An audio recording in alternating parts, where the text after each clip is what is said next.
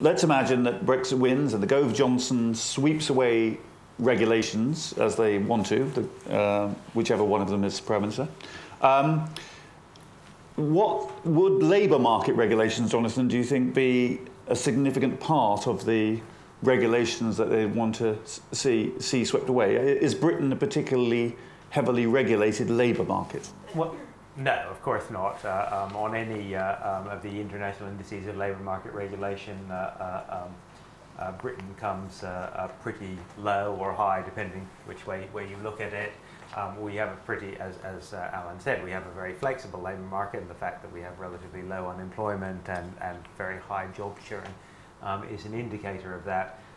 The Leave campaign have failed, as far as I know, to identify a single labour market regulation that they'd actually like to get rid of. And I think that's significant because the occasions when they haven't done that have been when they've been put on the spot by public audiences in question time style debates, and then they say, oh no, of course we don't want to reduce any protections for working people, which shows that they know that, or they perceive it to be politically toxic to suggest that actually they would abolish even the things which the UK was unhappy about at the time, like the Working Time Directive or the Maternity Rights Directive. And there might be a little bit of tinkering around the edges conceivably, but any sort of significant overhaul of labour market regulation, I think, is pretty unlikely. And do you agree with that? I'm slightly more cynical, actually. I mean, one, I think it's sure they haven't said, but it doesn't mean to say they haven't thought about it. And secondly, imagine the following scenario. We have Brexit, we have this slump we've all agreed about. Unemployment goes up, the public sector deficit becomes worse and worse, so we have more austerity. What is a right-wing government going to suggest we should do? It's going to say have to make the labour market work even better. And you know what? We'll have to move some of those regulations, so you will work harder. So I certainly can imagine a scenario where it does start to come undone after a year or 18 months. And Geoffrey, you're obviously an opponent of EU regulation. Is it labour market regulation that you don't like, or is it what other sorts of regulation are you particularly concerned? Well, the Working Time Directive is second only to the Renewable Energy Directive in terms of its costs on British business and our economy. It's calculated that the Working Time Directive costs £4.3 billion. Wrong. Well, that is who calculated that? It? Was the ex-ante impact assessment of what it would cost by the government. Subsequently, there's been an ex-post impact assessment of what it actually has cost, and essentially there's no identifiable cost. This is exactly the same as what happened with the minimum wage when ex-ante, a number of economists said, oh, it'll all be a disaster, it'll all be terrible.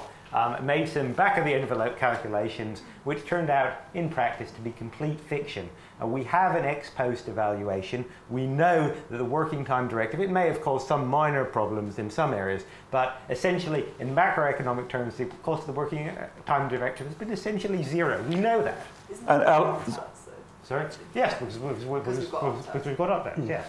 And do you agree with that as a Labour economist, Alan? It's not a study that I know, but yes, it seems to be quite plausible that that is the case. I mean, the sort of the Working Time Directive is not terribly constraining. Right. I want to open it up for questions. So much for the experts. That's the problem. Yes, well, the experts have adjusted their view, I suppose. Yes.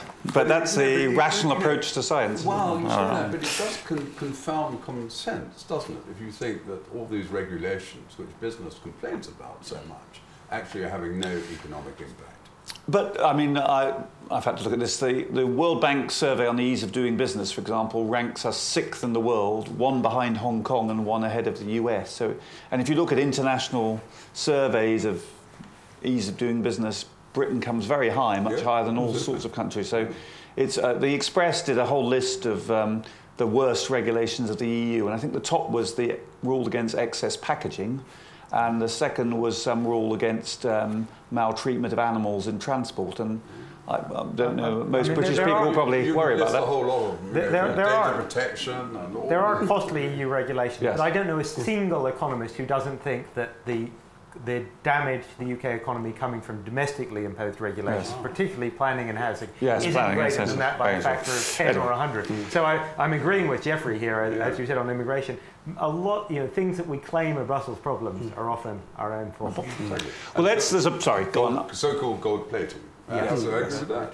Oh, very good at regulation. It's where British civil servants put a whole lot of new rules and everything that add to regulations coming out of Brussels. So that's certainly happening.